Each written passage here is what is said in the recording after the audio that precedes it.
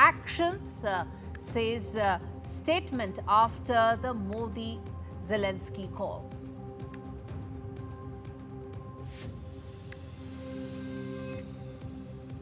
Government sends assurance to Belgium government, promises humane jail stay for Mehul Choksi. Decks cleared for him to return and face the law in India, we ask.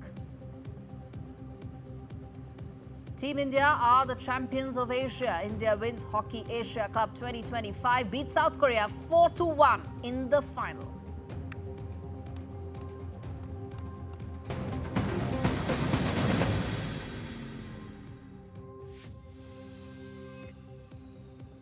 All right, viewers, the big story that we are tracking on the show in a surprising move.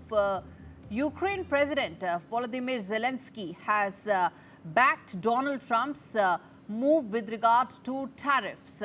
He has come out and said that those countries that are trading with Russia should be penalized with additional tariffs, even as global backlash grows. Speaking to ABC News, Zelensky called Donald Trump's tariff threats against nations like India the right idea. Yes, that's what Zelensky said. Now, Zelensky is now bending over backwards to appease Donald Trump. The statement comes just days after Donald Trump announced the so-called second stage of Russia's sanctions, including a 50% tariff on Indian goods, sparking outrage in New Delhi. Well, India has fired back, accusing the US and Europe of hypocrisy, trading billions with Russia while punishing others for doing exactly the same. Many see Zelensky's remarks not as a principled stand, but as a political calculation. In fact, choosing to praise Donald Trump's tariffs in the hope that he will be able to find some sort of solution to a war where Zelensky, frankly, has no options at this stage. Now, even as they divide allies, damage global trade, it seems like Zelensky for now is just cozying up to whoever might write the next check rather than protecting Ukrainian democracy. Well, it's not even about democracy, but it's about the fact that does Zelensky even have any locus standi to talk on this? Does Zelensky have any leverage whatsoever to speak on this issue? And lastly, Zelensky made a phone call to Prime Minister Modi a few days back because he understands that there are very few countries who actually have those back channel lines of communications that can solve the Ukraine conflict, that can find the solution. Alaska summit failed. Zelensky still doesn't have answers. There is no ceasefire on the table. And this kind of rhetoric only damages any prospect of finding a solution. Let's try and connect with my guests joining me on the broadcast, and we'll also get you the big questions that we are talking and we're raising on this issue. Manju Seth, who joins me on the broadcast. We also have Vadim. Mr. Vadim, I'm afraid I'll try my level best to pronounce your second name, and apologies if I don't get it right. Mr. Halushek, who's an MP, International Secretary of the Servant of the People Party. Joining me from Kiev. What's the mood like in Kiev right now? Surely many people believe that this kind of blame game or this kind of statements against India are not going to help you solve the conflict and most certainly will not serve the interests of the Ukrainian people.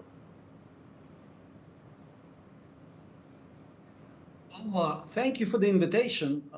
You did just well with my name, Vadim Halaychuk. I'm from the President Zelensky party, and I am in the European Integration Committee, where we work a lot on overseeing the process that the sanctions which were applied on Russia are actually observed. And as we know well, the EU is now in the process of forming 19th package. Of course, if those were applied correctly, we wouldn't need 19 packages now. If those sanctions which were applied were observed by everyone, we would have had a very different situation. Therefore, I completely disagree with the assessment that the statements made by President Zelensky are against India.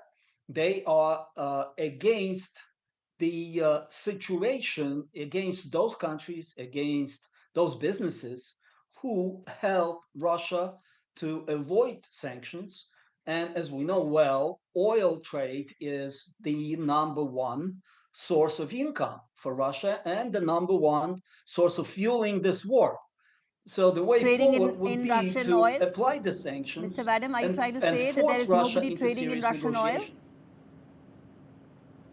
And this is Excuse going me? to help you solve the conflict? Absolutely. Russians will stop only when they stopped. Putin has shown no interest whatsoever in diplomacy. He has made the ultimatum, and regardless of all the No, Putin is niceties not that showing he any got interest in recently, diplomacy because the Alaska summit failed. Let's also be very clear. He walked out without a ceasefire. He walked out without any need to be able to finalize a peace plan. And the summit had the Russian plan being negotiated and discussed. And who can forget that it also had the foreign leaders speaking first. Anyway, let's get in Manju's say as well on this. Manju, now, this comes after there was an olive branch extended by President Trump, and it comes after some very important messaging coming in from Washington that the India-US relationship is extremely important. And it also comes at a time when there is acknowledgement around the world that India is probably best placed to address the issue.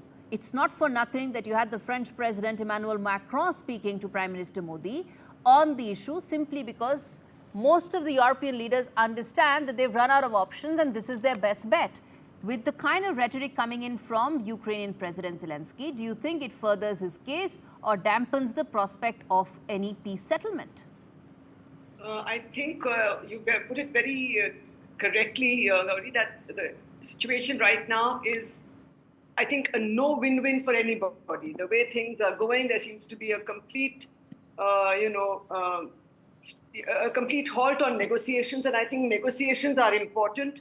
And yes, I know, and I completely agree with the Ukrainians that they don't want their territory to go. But this whole war that was started and is still continuing after more than 3 years, I think we need to get to the crux of the issue. Why did this war start? Who was responsible? Now, everybody blaming India for it or blaming others for it, I feel is incorrect, because that situation should not have been allowed to arise. That negotiation should have been done at that time, and now, you know, what the president and what the president of Russia, President Putin, is saying is that I have so much land, so he's going to dictate because he seems to he believes he has the upper hand. So I think the way negotiations will now go on will be, and we saw that at the Alaska meeting also, President Putin didn't even agree to a ceasefire. And it's not because India is buying oil from them. I think that linkage, is not at all. Okay, then let me ask this to our Ukrainian guest on the broadcast, which is that what do you think is the best way forward? Because you have very limited diplomatic options right now.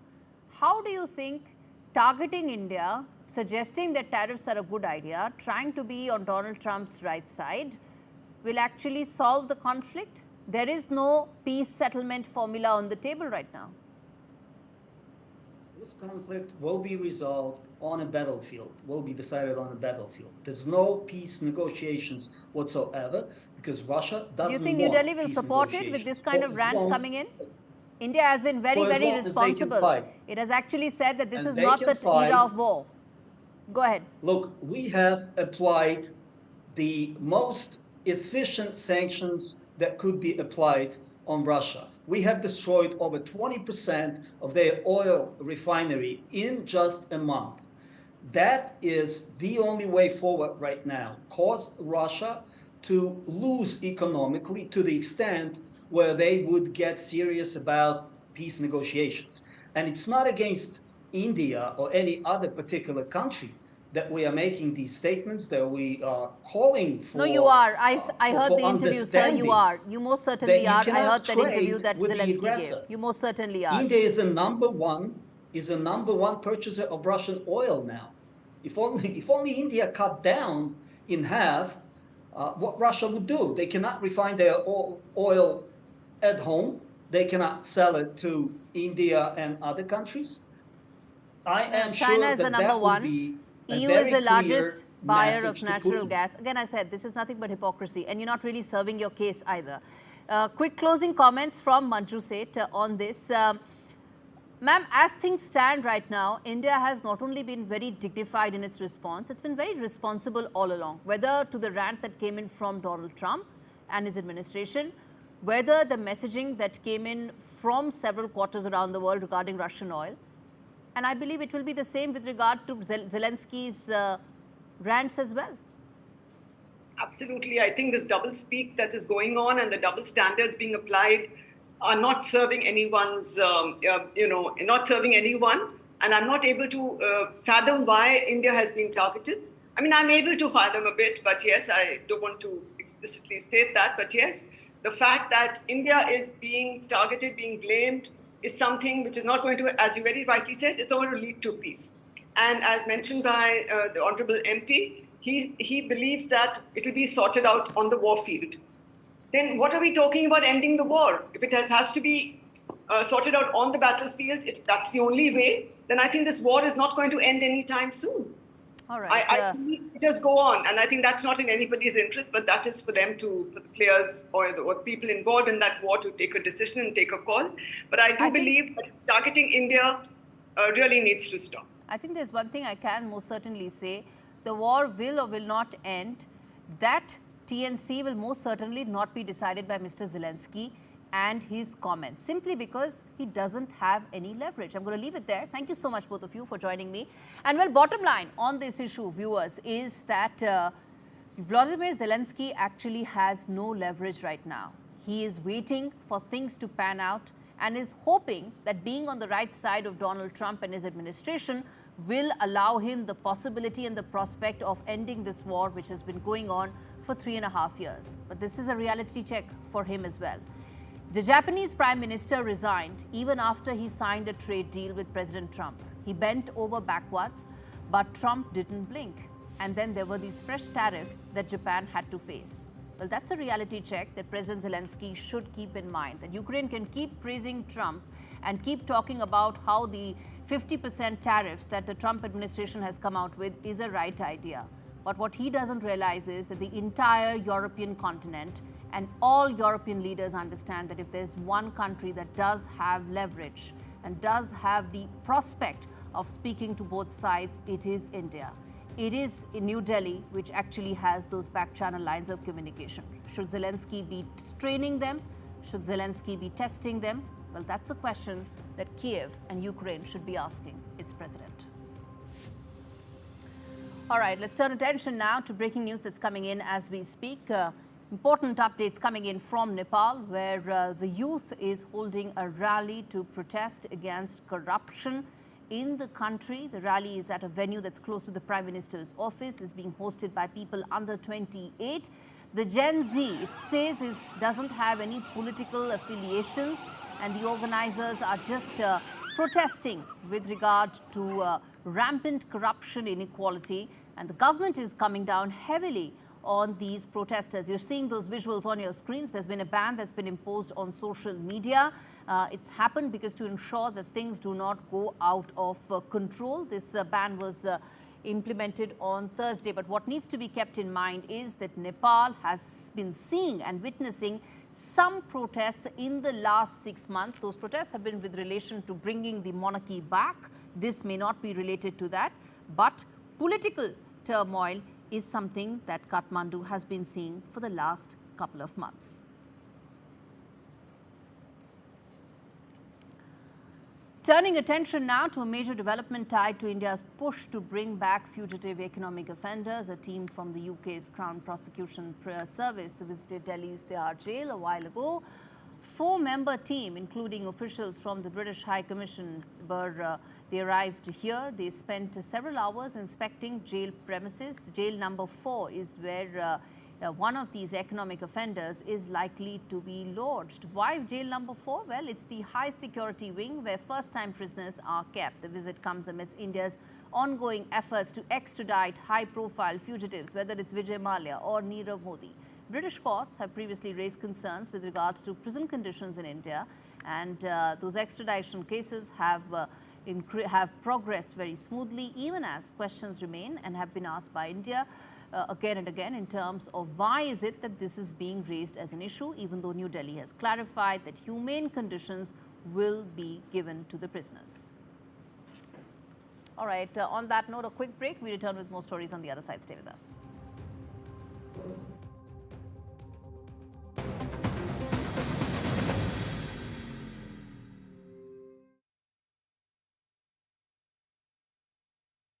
This is an appeal to stop the dirty water crisis and to help stop scenes like these.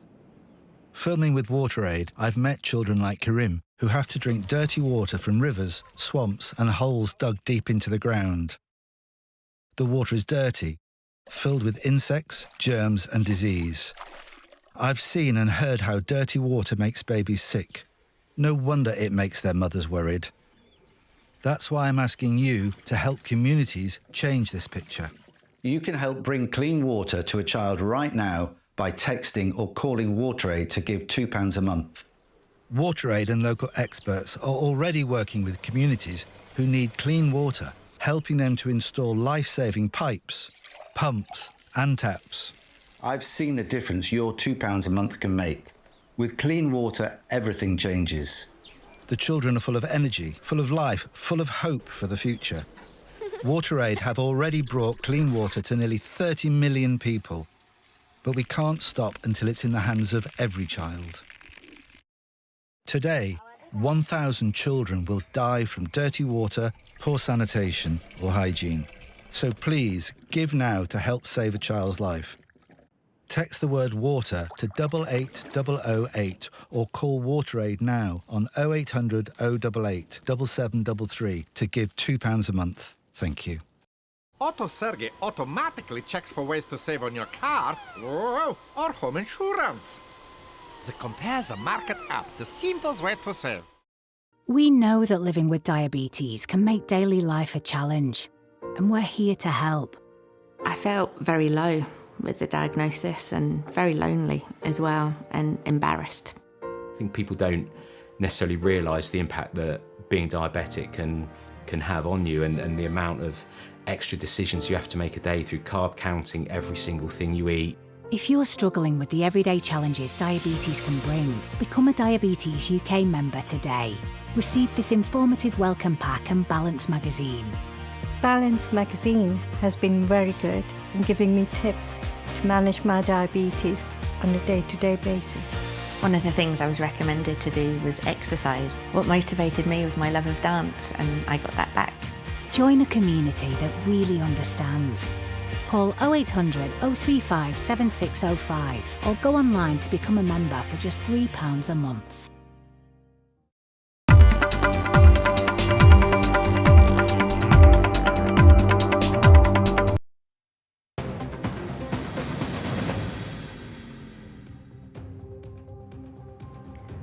Let's get you the other big story that India Global is focusing on. Dr. Jaishankar is set to join a virtual BRICS summit meeting. It is taking place at a time where there's realignment happening around the world. It's being hosted by Brazilian President Lula da Silva, whose top of the agenda will be the tariffs that have been imposed. Brazil and India are in the same bucket when it comes to the highest level of tariffs that have been imposed by Donald Trump. The economic warfare that is now beginning to be the hallmark of his administration. It's triggered tensions across emerging markets.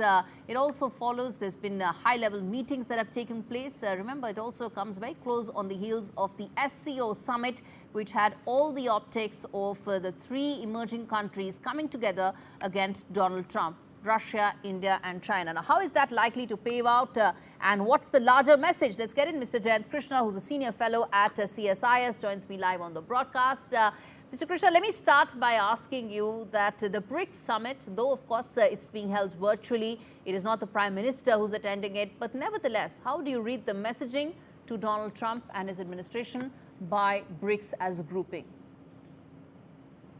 So, Gauri, one thing is very clear, BRICS, as we know, is not just 5 countries now, Brazil, Russia, India, China, and South Africa.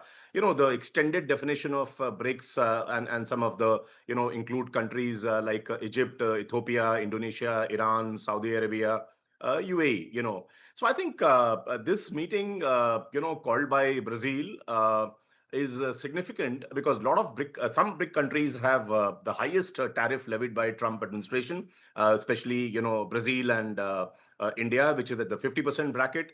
China and South Africa are at 30% bracket. Indonesia 19%. Russia, Iran, and I think most of the others have a 10% tariff. Right. So there's a huge variation between among these countries. And also, President Trump has spoken, about BRICS countries quite in no uncertain words earlier, that, if they continue with their anti-America agenda, which is not the case, incidentally, then he would levy additional 10% tariff on all BRICS countries, So I think it is an issue they need to discuss together. And I think India did the right thing by Prime Minister not participating and External Affairs Minister Jaishankar participating, because I think some of the things which President Trump has been saying that BRICS has a de-dollarization agenda and so on and so forth. I think India is one which has never supported any such move or any such discussion which has happened under the BRICS umbrella. So much of his apprehensions about BRICS being an anti-America platform are unfounded to my mind. And therefore, they should be, I expect some discussion as to what could be, I don't think with President Trump any united strategy or stand by BRICS nations would work at all, because he negotiates with every country separately and even, makes one country fight with another so as to get the most mileage out of it. Right. So I don't think BRICS, you can only use this platform to share each other's concerns and so on and so forth, and how there could be more trade relationships, more business amongst these original 5 countries and extended 6 countries. I think that is what should prevail, because I don't think anything. The more BRICS will take a stand, the more it will offend President Trump and the US. That's for sure. Well, that just leaves little room as things stand right now in terms of what could be the specific outcomes from this meeting. Let's leave it there. Thanks so much for joining me. All right, viewers, as we wrap things up on India Global, well, I leave you with the story that talks about Indian films going global. Filmmaker Annapurna Roy created history at the 82nd edition of the Venice Film Festival, bagging the Best Director. And this film is yet another milestone in Indian cinema and its coming of age. Leave you with that report. Thanks so much for watching.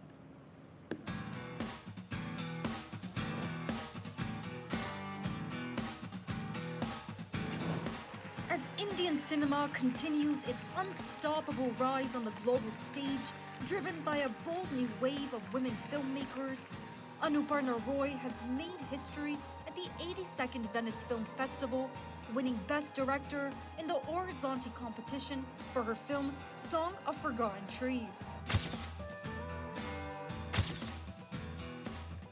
आपने पढ़ी हैं कविताएं हमारी? अजी पढ़ने का अवसर कहाँ मिला, झांका जरूर मुल्क में जब आज़ादी की आग लग रही है. Song of Forgotten Trees revolves around 2 migrant women in Mumbai as they develop an unexpected connection beyond being roommates. The film stood tall as the only Indian entry in the category.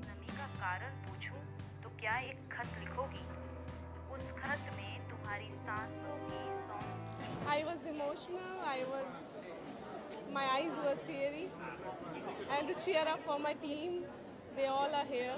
I'm grateful to all the actors, Naz Sheikh and Sumi Baghel. Everyone were amazing. Thank you. Hailing from Narayanpur, a quiet village in West Bengal's Purulia district, Annapurna's journey is anything but ordinary. As an English literature graduate, she once juggled corporate jobs in Delhi and Mumbai before chasing her cinematic dreams. Fueled by a passion for film, she pursued a diploma from Anupam Kher's acting school and participated in various acting workshops, only to realize that her true calling was behind the camera.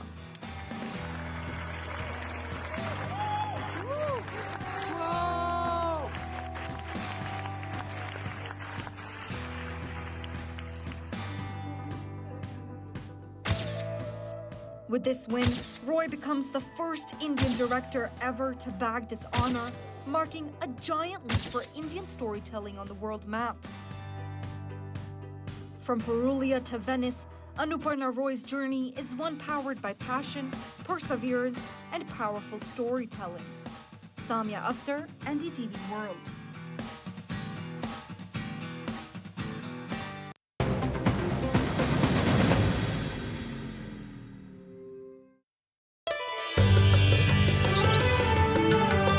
Sometimes it's the little things that remind us of them. Stay close, even when you're far apart. Send money worldwide with Remitly. Right now, terrible things are happening to donkeys. They work all day in the blistering sun, without food or water. They're suffering silently, while their backs are breaking. Some are being abandoned and will be left to die alone. But the worst thing you can do to a donkey isn't to break its body. It's to break its heart. Because donkeys are loyal, loving creatures. They trust us to care for them. And when they're hurt and abused, they feel it inside too. But right now, you can do something incredible for donkeys.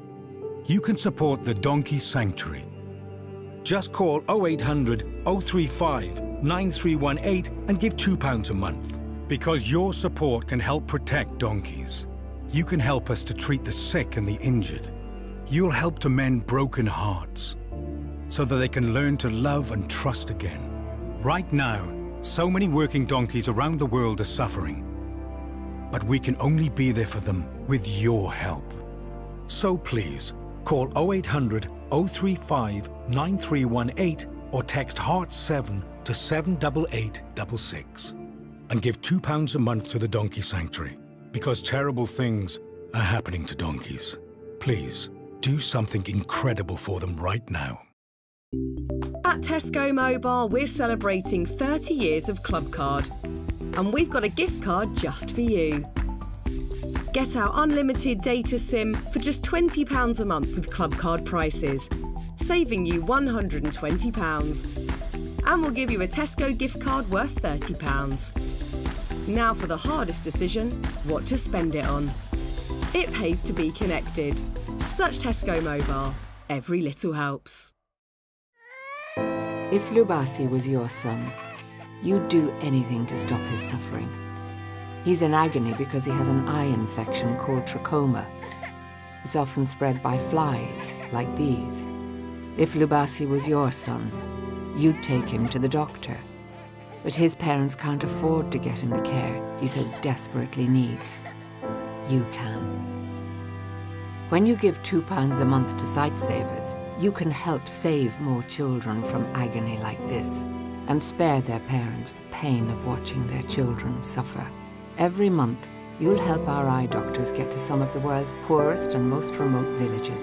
It's so simple to treat trachoma, but we urgently need your support to do it. So please call 0800 038 4920, text Site10 to 82727, or go to sightsavers.tv to give £2 a month to Sightsavers right now. With Post Office Over 50s life cover, enjoy peace of mind knowing your family will receive a guaranteed payout when you're gone.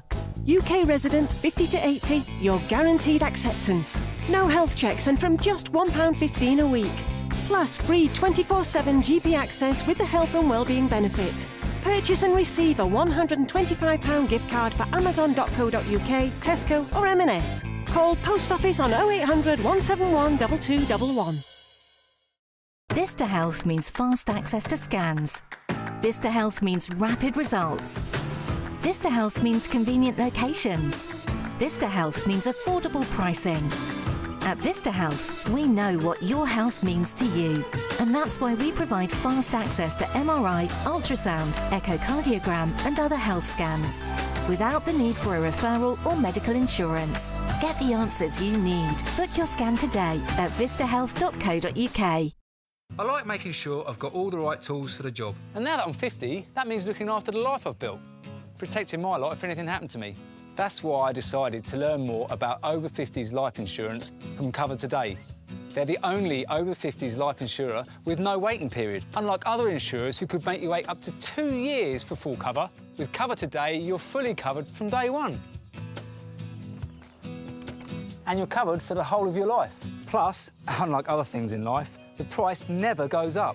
Learning more couldn't be simpler. Go online or talk to their friendly UK team in just one phone call.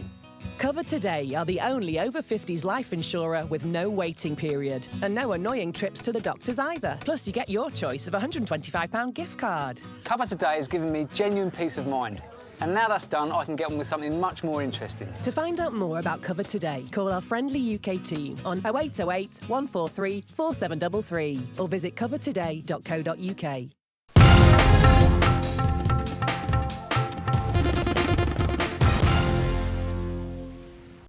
Political ideologies that could sort of put some of this into context? So there is no such kind of political, I know that every political party, all political parties, because since the new generation is coming, every Nepali, all major political parties, of course all small, big political parties, they have been supporting the movement, okay? So, but they have also called to, come spontaneously without having any flags and slogans of the party and ideology. So political parties, basically political parties, they have extended their, support to the, movement of the Gen Z. Okay, but there is so these people are, these youths are coming, on their own way, on their own belief, on their own ideology. So as of now, there is no clear political alignment or clear political ideology that is backing this kind of things, but many youth leaders, many, social media influencers and others, they have come in the street, including the, there is very influential, youth leader. His name is Balen Saha, the mayor of Kathmandu metropolitan city. So yesterday, he is very, very popular among the youth, youth and Nepali people. He also come up with the statement that he has extended the support to the, this youth movement. So, like Balensa and other political party leaders also, they have extended the support to the this movement. So that is why, I don't see, as of now, we cannot say that this is backed by any political group or political party and or political any ideology. So it seems a very, very, spontaneous kind of movement as of now.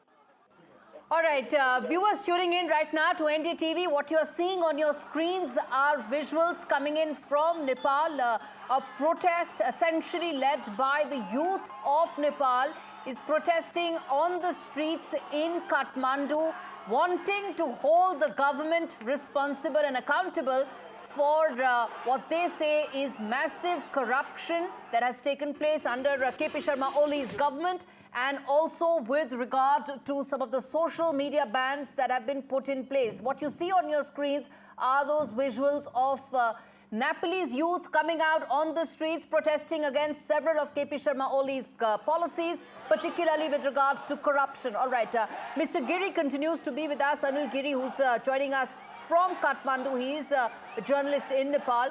Mr. Giri, then anything specific in terms of demands that these youth have? What are their key demands which has brought them on the streets in Kathmandu? So basically they have put three demands. One is that unban the social media.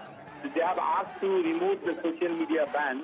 And the second thing is that they have also demanded to, that all the old leaders should, resign, they should step down, including the Prime Minister. Today, some of the, protesters, they have demanded the joinness of the Prime Minister also. And the thing is that they want to clean up the, political mess, basically corruption mess. So there is a corruption in the system. We have to ensure that there is no corruption, there is nothing, that the corruption is not taking place in the system. So they are demanding this kind of thing. They have put three demands in return, while, announcing the protest. Okay. So basically, we have not heard anything from the government side.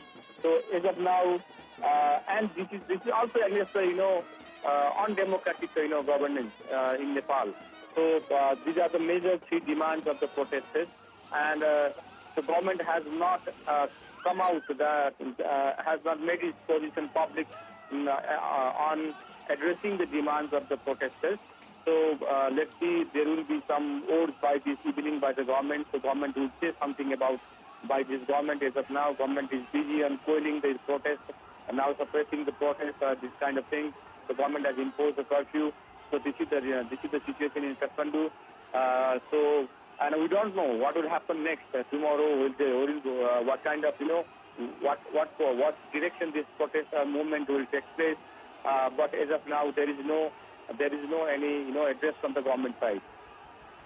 Government hasn't responded, which is the government of Nepal hasn't responded to these protesters, which is the youth in Nepal protesting against what they say is rampant corruption. The fact that, Mr. Giri, this has been a spontaneous protest with thousands of protesters on the streets coming out without any organized group, so to say, an umbrella group under which they've all been organized, itself raises questions, doesn't it, in terms of how it's panning out?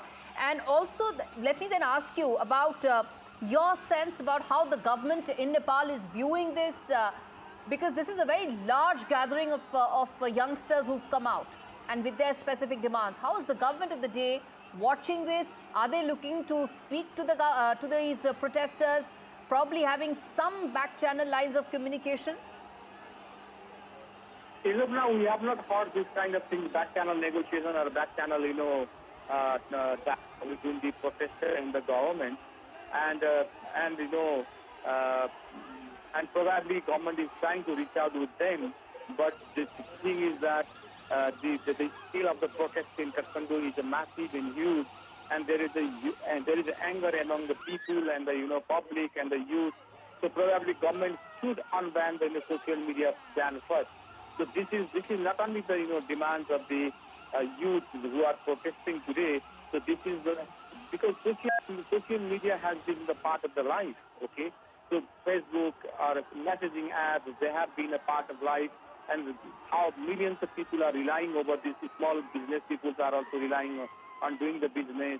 And people who, their relatives are talking about the Facebook, and people are informed about the Facebook. So there are misinformation and disinformation in social media platforms. So now, as of now, there is no any word from the government side. Probably there is and the government is under pressure. Government is under now pressure to do something to address their demands of the protester. Definitely, one protester has already been died. We have known this thing from the police, and over 100 protesters have been injured, and they are undertaking treatment in the hospitals. Definitely, this has given a very bad step already to the government. That is already in a very, very difficult situation. And army has also been mobilized. So probably by this evening we will hear something from the government side. But as of now, there is nothing coming out from the government. Probably they are assessing the situation, ground reality, and by evening something will come up. Stay with us, Mr. Giri, because I want to now rope in Veena Sinha as well, who's joining us on the phone line. Veena ji, ये बताइए आप क्या देख रही हैं इस वक्त, क्या स्थिति है ऑन ग्राउंड, कुछ हमको डिटेल में समझाइए. आप एग्जैक्टली हैं कहाँ पे और इस वक्त चल क्या रहा है सड़कों पर, क्या स्थिति है? कर्फ्यू लागू होने के बावजूद भी प्रदर्शनकारी वहीं डटे हुए हैं और जाने का नाम नहीं ले रहे हैं. यहाँ तक कि हॉस्पिटल में जहाँ घायलों को ले जाया गया है वहाँ भी बहुत भीड़ है. जो आपको संसद भवन के बगल में ही है, ज़्यादा दूर नहीं है सिविल हॉस्पिटल. तो वहाँ भी बहुत सारे प्रदर्शनकारी जमा हैं. वहाँ भी गोली चलाई जा रही है, आपको रबड़ की गोली वहाँ भी चल रही है, लेकिन प्रदर्शनकारी नहीं है. और ये पुलिस के एक्शन तब शुरू हुआ जब ये लोग संसद भवन के कंपाउंड के अंदर घुस गए थे कुछ लोग, तब गोली चली है. और अब तो सब जगह कर्फ्यू लगा दिया गया है. आपको प्रधानमंत्री निवास, राष्ट्रपति निवास और आपको नारायण नीति जो पूरे पहले राजा के जो निवास स्थान था वहाँ पर, और संसद भवन के आसपास के सारे इलाके में सारे सड़क बंद कर दिए गए हैं. उधर से आने जाने का पर कर्फ्यू लगा दिया गया है. आर्मी भी आ गई है, लेकिन प्रदर्शनकारी वहीं है, हटने का नाम नहीं ले रहे हैं. वीना जी, ये बहुत गंभीर बात है कि प्रधानमंत्री आवास के पास तक ये सारे प्रदर्शनकारी पहुंच गए थे और इतनी भारी मात्रा में प्रदर्शन चल रहा है. क्या कारण है कि इतने सारे लोग एक साथ इकट्ठे हो गए। क्या उनकी मेन डिमांड है, क्या चाहते हैं वो इस वक्त, किस लिए प्रदर्शन कर रहे हैं? मेन प्रदर्शन ये भ्रष्टाचार को लेकर जनता में पहले से ही आक्रोश था, लेकिन ये आक्रोश बाहर व्यक्त नहीं हो पा रहा था। और इसमें मैंने आग में घी का काम किया। आपको जब ये जो 26 संजाल है जो बंद कर दिया गया, उसके बाद तो ऐसे लोग रोड पर नहीं आ रहे थे, सड़क पर नहीं आते थे। कम से कम संजाल के माध्यम से तरह तरह के प्लेटफॉर्म से लोग अपने आक्रोश व्यक्त करते थे, लेकिन अब उस सब सारे बंद कर दिए गए हैं। और ये प्रदर्शन आपको ये जानकारी दे दूं मैं कि काठमांडू में ही नहीं हो रही है, पूरे नेपाल में हो रही है। और यहाँ जब तक कि प्रधानमंत्री के जो घर है, मैंने उनका जो जहाँ के हैं वो झापा, वहाँ भी हो रहा है, दमक में भी हो रहा है। बहुत इंपॉर्टेंट बात बोली है, ये बहुत इंपॉर्टेंट बात बोली है, and I want to quickly tell this to our viewers as well. As per Veena Sinha, the journalist from Nepal who's with us on the broadcast, the protest is not restricted to Kathmandu but is taking place in several other cities of Nepal. Veena ji, ये बताइए और कौन से ऐसे शहर हैं जहाँ पे ये प्रदर्शन चल रहा है इस वक्त? अभी आपको इलाम में भी चल रहा है, वहाँ भी गोली चली है, दमक में भी गोली चली है, झापा में भी प्रदर्शन आ रहा है। ये सब एरिया आपको प्रधानमंत्री के मैंने उनका घर है वो उस साइड में, मैंने यहाँ काठमांडू नहीं है, वहाँ के वो रहने वाले हैं, वहाँ के वो सांसद हैं। उस एक इलाका में भी पूरी जगह मेन प्रधानमंत्री को लेकर ही विरोध हो रहा है कि ये भ्रष्टाचार को रोकने में असफल रहे हैं। कोई भी यहाँ पर मैंने प्रगति विकास कुछ भी काम नहीं हो पा रहा है, जिसके कारण जनता उनसे काफी रुष्ट है। और ये युवा पीढ़ी तो और ज्यादा ही परेशान है। यहाँ के जो अव्यवस्था फैली हुई है, भ्रष्टाचार जो फैले हुए हैं, रोजगार नहीं है, आपको विकास का काम नहीं हो रहा है, सारे युवा सबको विदेश जाना पड़ रहा है। और यहाँ पर नेपाल में शिक्षा की व्यवस्था उसी तरह, यहाँ तो शिक्षक लोग भी आंदोलन है, लेकिन आज के आंदोलन में वो लोग नहीं है। आज के आंदोलन में वो जेन जी वाले हैं, मैंने आपको जो युवा पीढ़ी है 25 से नीचे के, वो लोग युवा लोग है। और इसका कोई भी जिम्मेदारी कोई भी पार्टी या संघ संस्था अभी तक कोई नहीं लिया। ये सब देखिए, सारे लोग जमा हो रहे हैं। आपने आंदोलन शब्द का प्रयोग किया है। आंदोलन एक बहुत स्ट्रॉन्ग शब्द है। आंदोलन हम देख चुके हैं इंडियन सब कॉन्टिनेंट में, पिछले 1 साल में आंदोलन क्या होता है हमने देखा है। तो आंदोलन शब्द बहुत स्ट्रॉन्ग शब्द है, but and which is why I will refrain from using that word. The Indian subcontinent, India and its neighborhood has actually seen something like a revolution led by youth, primarily the students in our neighborhood last year. So I'm going to refrain from using any of those words. What it looks like right now is a protest led by youngsters in Nepal, and their primary angst against the government is regarding corruption. Again, this is a playbook that I'm not going to try and relate to what happened last year in Bangladesh. But the other point that I'm going to come back to, Veena जी, एक बहुत important बात मैं आपसे पूछना चाहूंगी कि सरकार क्या कह रही है इस वक्त, नेपाल की सरकार क्या कह रही है कि ये जो इस वक्त प्रदर्शनकारी हैं यहाँ पे सड़कों पर आए हुए हैं, सोशल मीडिया बैन के लिए वो मांग कर रहे हैं कि ये बैन हट जाना चाहिए, उसको लेके सरकार क्या कह रही है? नहीं, सरकार आज तो अभी तक सरकार जब प्रदर्शन शुरू हुआ है 12 बजे से यहाँ से शुरू हुआ है, लेकिन उस समय तक अभी तक सरकार सामने नहीं आई है। लेकिन कल जो बीत गया है, कल उस दिन अब वहाँ सूचना प्रसारण मंत्रालय के से यह आया था कि हम जब तक ये लोग रजिस्ट्रेशन यहाँ नहीं करा लेते हैं नेपाल में, तब तक हम लोग बैन नहीं हटाएंगे। तो अब मैं इससे पहले भी आपको बताई हूँ कि जो सरकार में जो सबसे बड़ी पार्टी शामिल है नेपाली कांग्रेस, उसके सांसद और नेता से जाकर अपने सभापति को ये इस बात के लिए आगाह किया था कि आप इसको प्रधानमंत्री से मिलकर मैंने बैन को वापस करवाइए, नहीं तो बहुत बड़ा विवाद उत्पन्न हो जाएगा। सारे कि ये जो आंदोलन आज जो शुरू हुआ है, वो उसकी तैयारी तो 4-5 दिन पहले से सब जगह आपको सोशल मीडिया के माध्यम से, 2 छोटे माध्यम से, उस माध्यम से खबर हो रहा था कि अगर सरकार नहीं हटाती है, हम लोगों को बोलने का जगह नहीं देगी या कोई प्लेटफॉर्म नहीं उपलब्ध करा रही है, तो हम लोग सड़क पर उतरेंगे।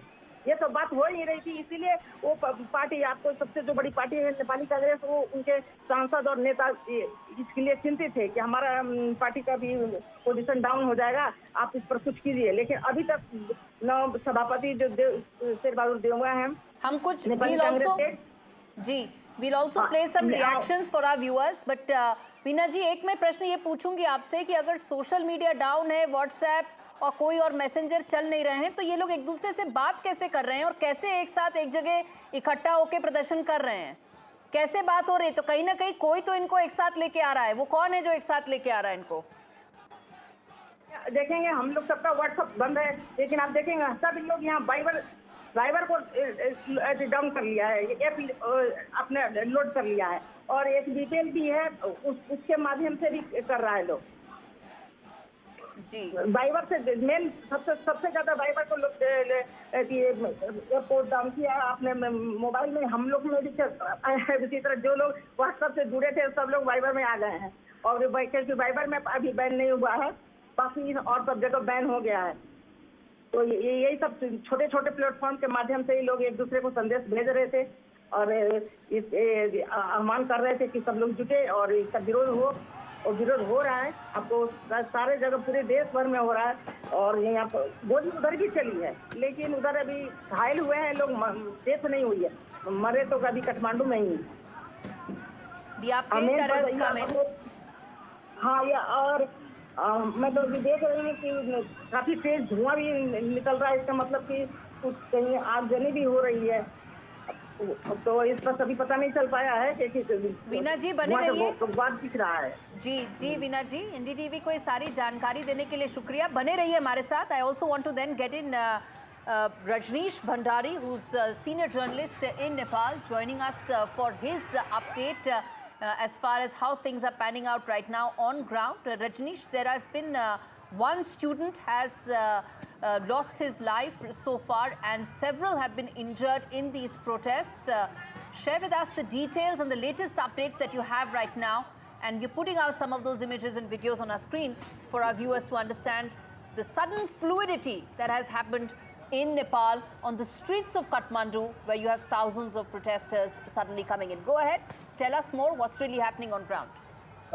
Gauri, I just came from the field, like where this was a massive protest that was organized by JNG, and it was actually led by the social media users, like TikTok users. And as you know, like 26 social media platforms are being banned in Nepal, and there has been a huge a protest of these bans by the Genji, and a lot of there has been a lot of dissatisfaction with how the government has been working, and also dissatisfaction on the corruption, the series of corruption that's happening out here. And today at 9 o'clock in the morning, especially Genji youths, like they came up in Kathmandu, especially in the Maitigar area, which is commonly very popular for protest.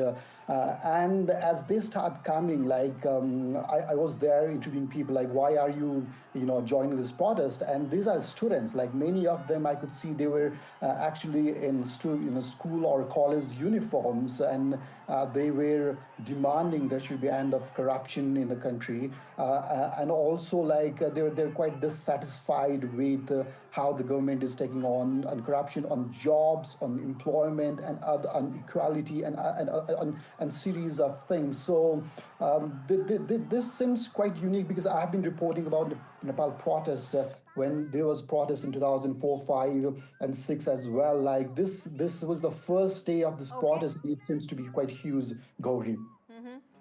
Mr. Bhandari, I want you to stay with us. I want to first quickly now play those very important sound bites of the Nepal Prime Minister reacting to these visuals that viewers you're seeing on your screens. These are from Kathmandu, and we are told right now there are reports emerging of similar protests happening in several other cities of Nepal as well. And let's quickly now listen into those reactions. We also get your reaction from the students who have organized this protest. We come back and talk more about how it's looking like right now from New Delhi's lens. But first up, listen into those reactions. नेपालको कानुन मान्नुपर्ने, कुनै विदेशीले कारोबार गर्यो भने कानुन मान्नु नपर्ने, Gen Z पुस्तालाई पिर पर्यो अरे, राम्रो लागेन अरे, जेन्जी पुस्ता भन्ने चाहिँ कुनै ठगी खाने भाडो हो। तपाई आज यो प्रोटेस्टमा किन आउनु भयो? Is this your first time in the protest? Yeah, this is my first time. I'm against the corruption. तपाईले corruption भइरहेछ भनेर चाहिँ कसरी थाहा पाउनुभयो? अब हेर्नुहोस्, नेपाल सरकार एकदमै अब झुट बोल्नु पर्दा झुट बोल्दिनँ म। नेपाल एकदमै गरिब देश हो। मान्छेले सरकारले तलब खान्छन् 77,000 75,000 अनि विकली मालदिप्स ट्रिप युरोप ट्रिप कहाँबाट आइरहेछ त? हाम्रै ट्याक्स भरेको पैसाबाट। अब यदि त्यो ट्याक्स तिरेको पैसा सही ठाउँमा लगानी भएको भए अहिले हामी भत्केको रोडमा हिँड्नु पर्थ्यो त? त्यो त्यही भएर करप्सन त भएको छ। All right, Mr. Sikshit Bhatta, who's an entrepreneur, also joins me on the broadcast. Mr. Bhatta, now, as things stand right now, the information and the reports that we have is that 26 social media applications were banned by the Nepal government. In response, there was this organization, essentially youth under the age of 28, who came together on the streets of Nepal to protest against this ban. Is this how one should be reading this, or is there more to it?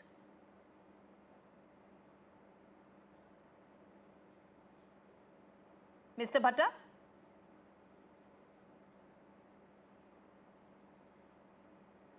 Okay. Mr. Bhandari, let me take that to you, sir. How do you read? Is this how we should be seeing it, or is there more to this? More to this, like especially as you need to know the situation in Nepal, right? First and foremost, like nearly 2,000 people leave the country for jobs and employments out of the country. So what Nepalese are actually looking at the moment is jobs, like they're looking for employment, they're looking for opportunities. And so it's not just about the ban, it's actually about, it has a deep root cause in the employment scenario in the country. So they're looking for jobs, they're looking for opportunities, and which they're not finding it. So I think that there's a huge frustration, and they have been putting those frustration on social media. And once the social medias are not there, they can't upload, they can't see, and they can't express their sentiments, and then it's natural for them to turn to the street. Gauri. Okay, so the Ministry of Communications and Information Technology for the government of Nepal said it had given the companies 7 days to register following the court order where 26 of the applications were banned, and all had actually failed to meet the deadline. This is as per the information that's coming from government of Nepal, because of which these platforms, all 26 of them, were deactivated.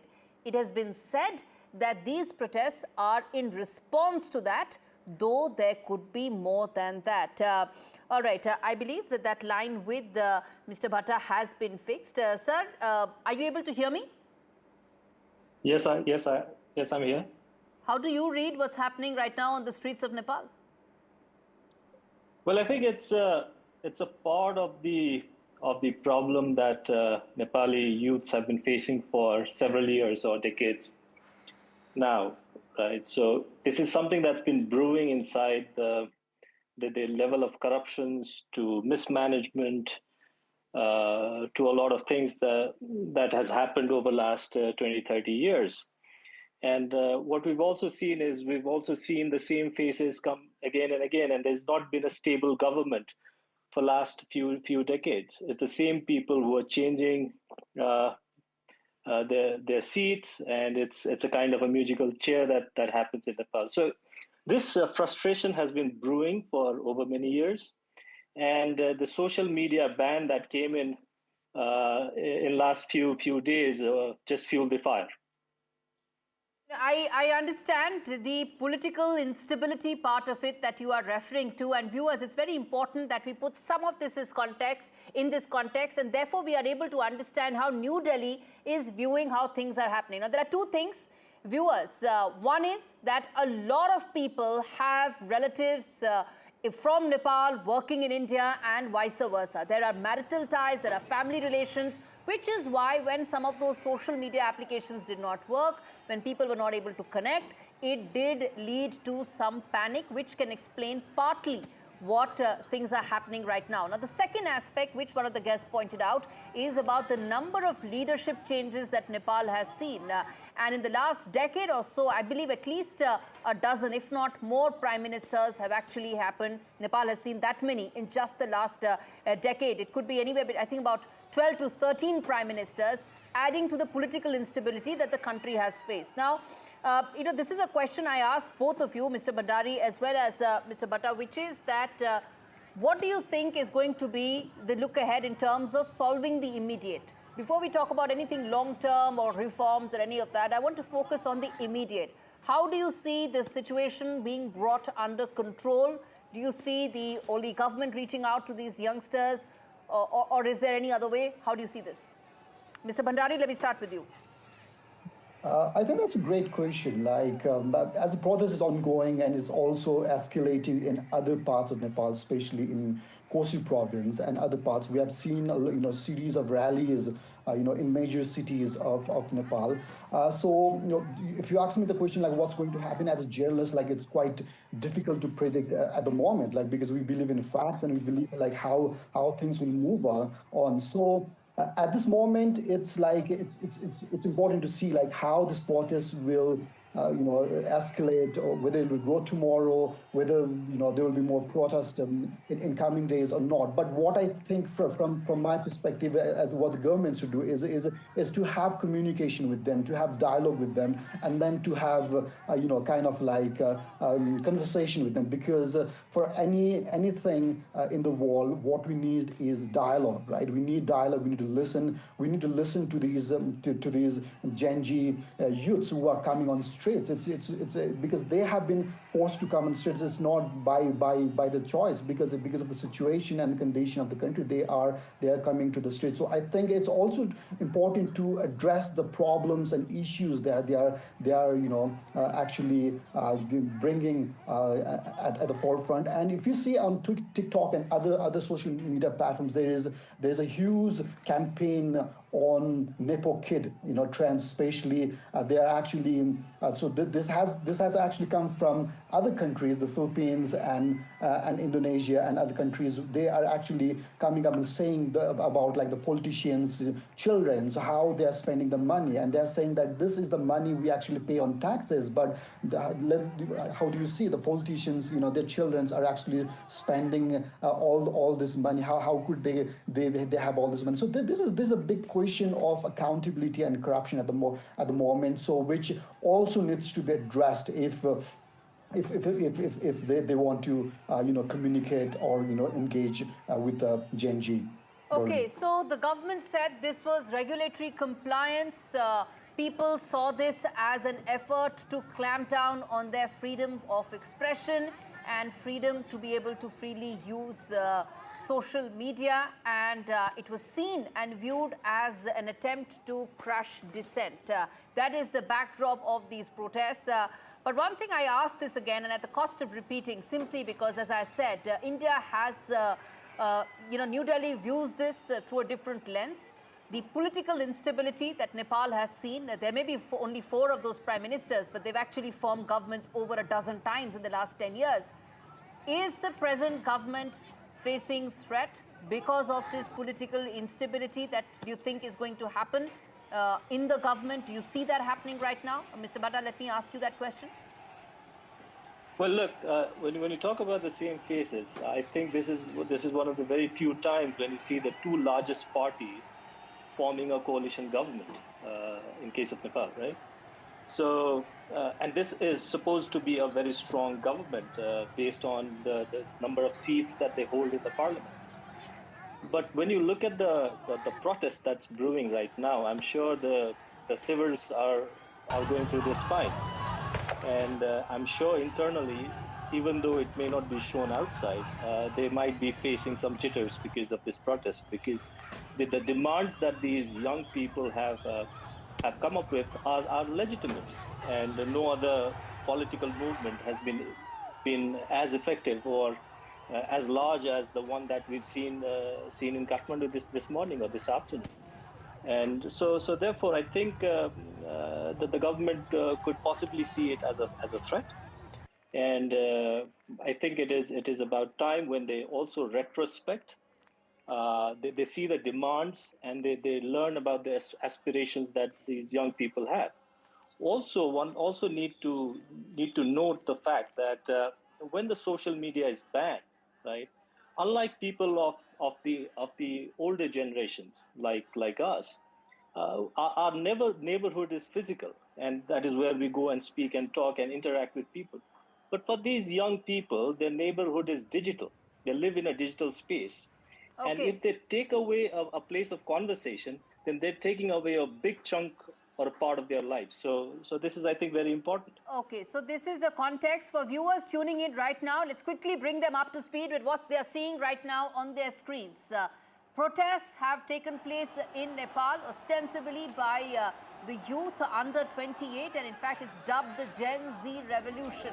Why? Because early this month is when the government, KP Sharma Oli government, had come out with an order where it blocked 26 social media applications, and what it said was compliance and regulatory compliance was seen as an effort to crush dissent and difference of opinion, which resulted in people on the streets. You're seeing thousands of protesters on the streets. One protester has in fact died after police opened those water cannon and several other measures to ensure that they put in those blockades and ensure that the protesters do not come near the Prime Minister's residence. It seemed that they managed to break several of those blockades and barricades and moved ahead, which is when it seemed that the police opened tear gas to ensure that they bring some of these agitators under control.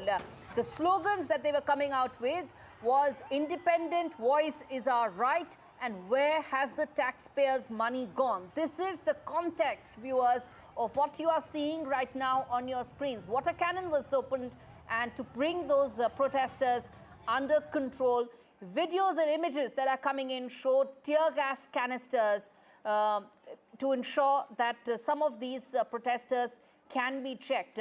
Now, they all managed to breach the parliament compound. That is very serious. They managed to breach the parliament compound, indicating that there is some sort of an organized protest that is happening. One may ask that if 26 social media apps were actually banned, what was the app that they used to ensure that they all came together? TikTok was one. Maybe there was one such other platform that they used to connect and organize collectively.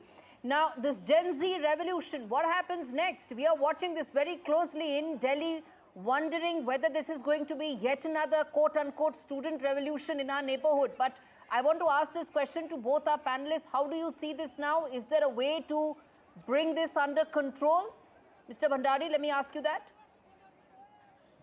Kaur, I think like this is a great question, like how this unfolds, and I want to come back to the same like line I mentioned as a journalist. Like it's quite difficult to predict at the moment, but like it looks, what it looks is that when I talked with the protesters today on the street, young people coming directly from schools, colleges, they said like we didn't have food in the morning, like we are still empty stomach, but we are here for the protest. Like that there seems to kind of like the sense of like responsibility from Gen Z and all the sense of like belonging that we should decide our future. That's what I could see, and this reminds me of other protests that's happening all around the world, like how youths are coming and then having their voice. Like it also reminded me at certain point of the 2005-6 the movement that Nepal went through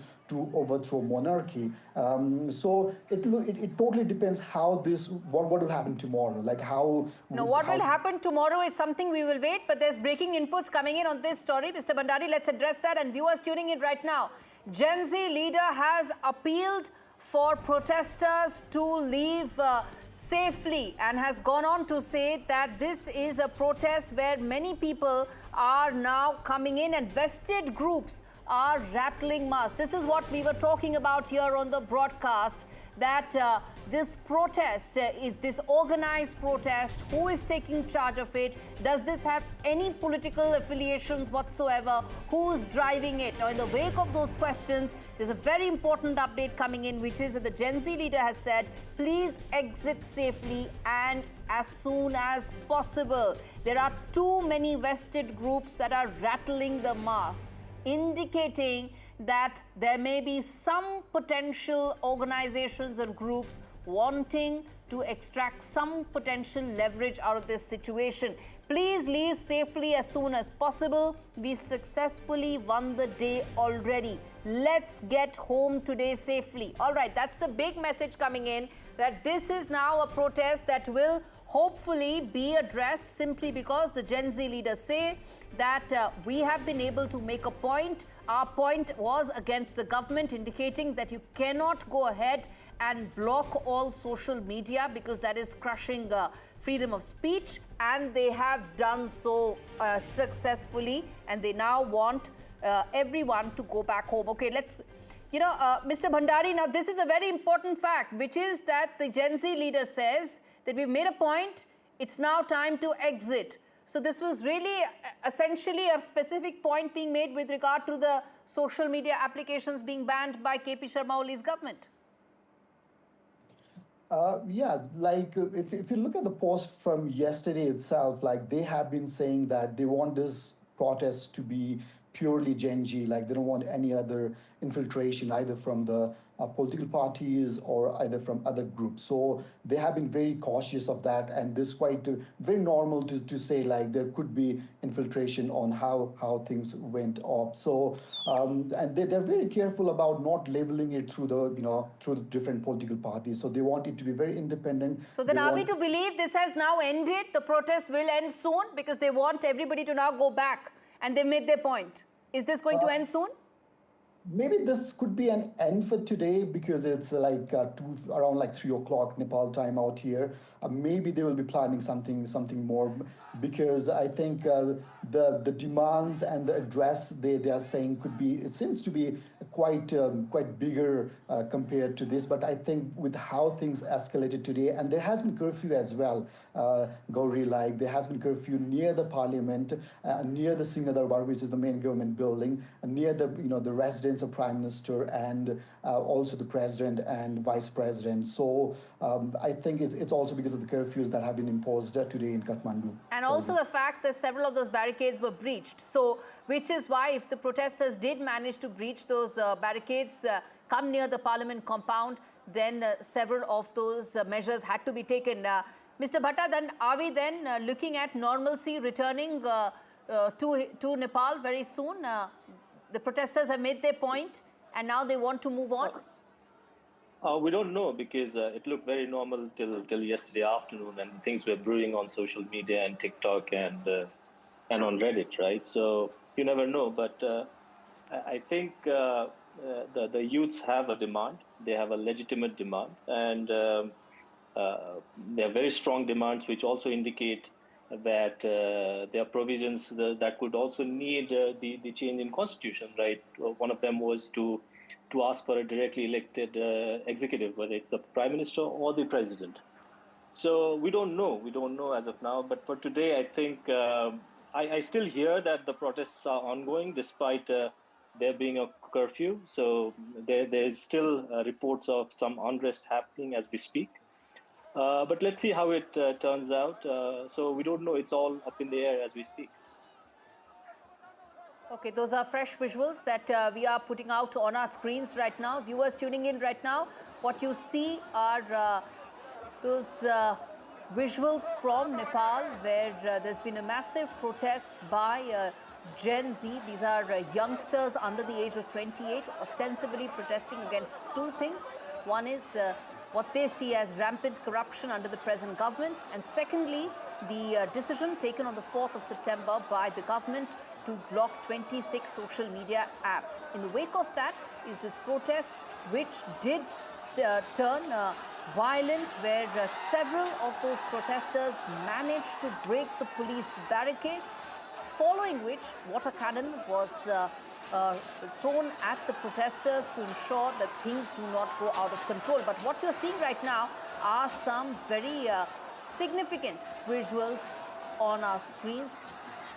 Student protesters in Nepal on the streets of Kathmandu, and reports coming in of several other cities as well. Even as there are updates coming in of that the Gen Z leader ostensibly says that we've made a point, it's time to exit because vested groups may be taking advantage of these protests. And that's extremely important to point out in the wake of the flux that has become the hallmark of Nepalese politics in the last decade. 4 prime ministers who formed over 10 governments in the last 10 years. That, many feel, could be the reason for several policy measures to not be fulfilling the aspirations of the youth. Those are live visuals that we are putting out on our screens. Massive protests in Nepal, youth uprising that has stormed Kathmandu, and reports indicating of several organized protests taking place in other cities as well outside Kathmandu. How is the government now going to placate these student leaders? Will there be some sort of a message that will come out from the government side? What will that be? Will those 26 applications now be unblocked, made available to the people? And will that address the fundamental reason why these people came out and protested? Are questions that remain unanswered. Hopefully, we'll try and get you answers to those as early as possible. Mr. Sikshit Bhatta and Rajneesh Bhandari continue to be with us on the broadcast. Now, Rajneesh Bhandari, let me ask you this. As a journalist, what is it that you are picking up from the government in terms of their response right now? Do you see them now going ahead and unblocking those 26 apps, ensuring that at least the big bone of contention gets resolved? Do you see them holding some sort of an emergency meeting to address this? How do you see them playing this out now? I think that's a great question. Like as we have been covering this issue, like what we see is that definitely there is some meetings ongoing at the moment because this is a huge protest, and there also death and also many people injured. So there will definitely be a meeting between the government and also the coalition partner as well, how they are going to move ahead on this. But looking at this, where they will unblock the social media, it's also we're yet to see. But I think they will somehow likely to address this issue, we're not told anything from the government side, but what we know is they impose the curfew. They want to calm down the situation, and they are putting more security measures to protect the parliament and things. I was right in front of the parliament building, and I could see a lot of protesters, as you see in the visuals as well, going inside and also flagging the Nepal flag. Rajneesh, let me just address some more breaking inputs coming in on this story, which is that 3 people have now died in these clashes that have taken place in Nepal between the police and what are youth protesters. They may not be all student protesters, but they are all youth protesters, ostensibly protesting against the 4th September order by the Nepal government about blocking 26 social media applications. And they've also gone ahead and said that this is regarding rampant corruption in the present government. Now, that's a very vague, open-ended statement when you talk about corruption-related protests. But this is how things stand right now. Update is that there are 3 people who are now dead due to these clashes, these protests in Nepal. There were reports indicating that the Gen Z leader who is supposed to be behind this in terms of the organization leader has said and in fact told the people, told the protesters that they've made their point, it's time to go. But will that happen now remains to be seen, because questions have also been raised as to whether it has now been taken over by vested interests. Rajneesh, let me come back to you. Now, updates coming in. There are now 3 people who are dead in these clashes. Clearly, it's not looking that it's going to subside anytime soon. True, Gauri.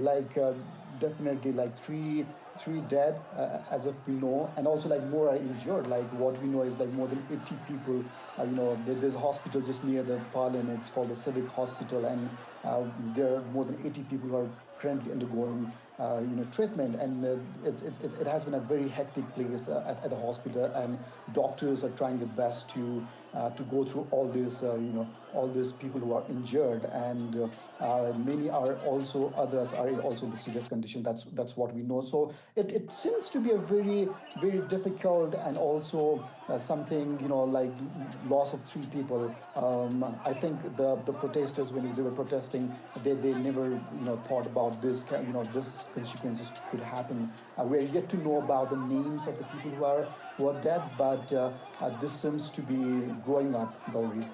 Yes, indeed, it seems to be going up. Mr. Bhatta, then let me ask you this, that with the number climbing up. It was 1 till a short while back. It has now climbed to 3 people who are now dead. The casualty figure has climbed up. Do you think that will make the present situation more volatile? Well, the first thing is that it's really heartbreaking, isn't it, to have protesters being killed, and especially if, God forbid, if the fires have been opened to young people, because from the footages I saw, there were youngsters of 15, 18, 20 years old. There were students in their uniform with their books, and I think if that is the case, then we're setting a very, very wrong precedence, and it's absolutely heartbreaking to have people being shot at and people being killed in this protest. So, if that is the case, then I think that it could further escalate. Which is why we are keeping a very close watch on the situation and the developments in Nepal. Viewers, I'm going to take a very short break, come back on this story, and I urge both Mr. Bhandari and Mr. Bhatta to stay with us. We come back to this big story, the situation, how it's unfolding in Nepal, the volatility, the flux that Nepal is witnessing. We come back on that story. Stay with us.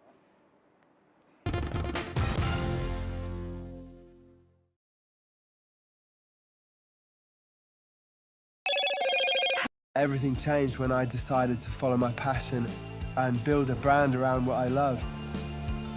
We're finished there and we're powered by Shopify. Just sorted my guaranteed over 50 plan with Sun Life. There's even a cash payout. Nice one. It's given me the confidence to look after myself. I've started learning jiu-jitsu. Come on! Search Sun Life Plan today and get your first 6 months premiums back. Popping to the shops isn't as easy as it used to be. Ages. That's why I love Wiltshire Farm Foods meals. They're delivered straight to my door for free, and there's no silly subscriptions, which means I get all the flavour. With none of the faff, so I can put my feet up. Well, occasionally. Why not give them a call or go online? Wiltshire Farm Foods, that home-cooked taste. Delivered. Unexpected expense? Drafty's got your back. Borrowing £100 for a month costs less than £6. Apply at drafty.co.uk. Don't let gaps in your travel insurance spoil your holiday. Go without the doubt. Insure and go. Call 0800 198 0198. Yes, I've won £1,000! Play bingo at Tombola for free in September, where a £1,000 full house prize will be won every day. Open for fun. We know that living with diabetes can make daily life a challenge, and we're here to help. I felt very low with the diagnosis and very lonely as well, and embarrassed. I think people don't necessarily realise the impact that being diabetic can have on you, and the amount of extra decisions you have to make a day through carb counting every single thing you eat. Day-to-day living with diabetes is really difficult. So Diabetes UK has made my life easier every day. If you're struggling with the everyday challenges diabetes can bring, maybe it's time to become a Diabetes UK member. Call 0800 035 7601 or go online to become a member.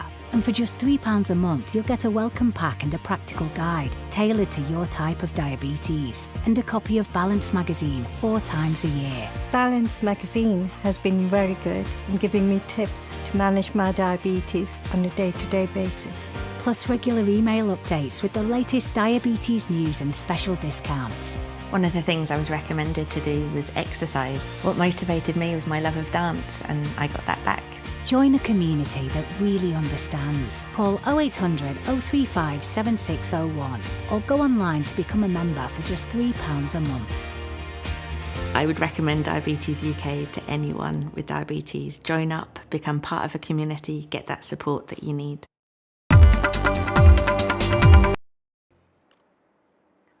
Viewers, you're watching NDTV and rolling coverage right now on the big story that we are tracking, the situation as it's unfolding right now in Nepal. Those are live visuals that we are putting out for you.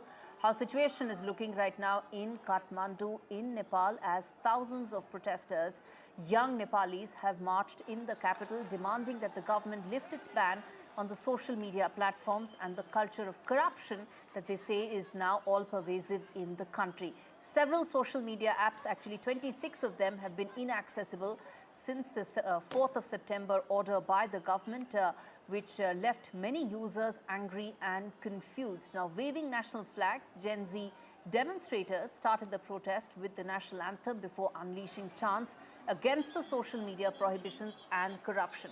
And updates that are coming in is that 3 people have now lost their lives. 3 people are dead in these clashes between the protesters and the police. They managed to pass several of those key barricades, and which is the reason why there's now curfew that is clamped in several parts of Nepal. Let's get in Sikshit Bhatta, who's joining us live from Kathmandu. He's an entrepreneur watching these developments closely. Now, Mr. Bhatta, as things are unraveling right now, we spoke about the possibility of these protests coming down or in fact ending simply because the Gen Z leaders said that the primary objective of these protests has been met, has been achieved, which is that they had to make a point. But now, with 3 people dead, do you see the possibility of these protests ending anytime soon, or do you think there's going to be more volatility on the streets of Kathmandu? Well, I think that the first thing is the entire premise of how it's been presented, it has to change. It's not just a protest against the social media ban, even though that fueled the fire. I think there's been a frustration that's been brewing against the governments that have come and gone, and the corruption that has been there, that has been endemic in our country for many decades. So that the protest has been against that. Social media ban had just been the recent development on which the protest was called, right? So that's the first thing. The second thing, of course, is as I speak with you, I was just checking my Twitter feed, and one of the biggest online news agency reports that there have been 4 people that have now been killed. Okay, so that number may have climbed, even though we are waiting for a formal update on it. The situation remains fluid, which is why we are being responsible. Yeah, so it's been reported by Online Cover, which is the biggest and the largest media agency, online agency. So, so what it means is, I think it has been absolutely irresponsible from the part of the government to open fire to youths who've been protesting. And like I said before, there were youngsters from 15 to 18 to 20 years old. There were students in uniform with their genuine concerns, with placards in their hands. So this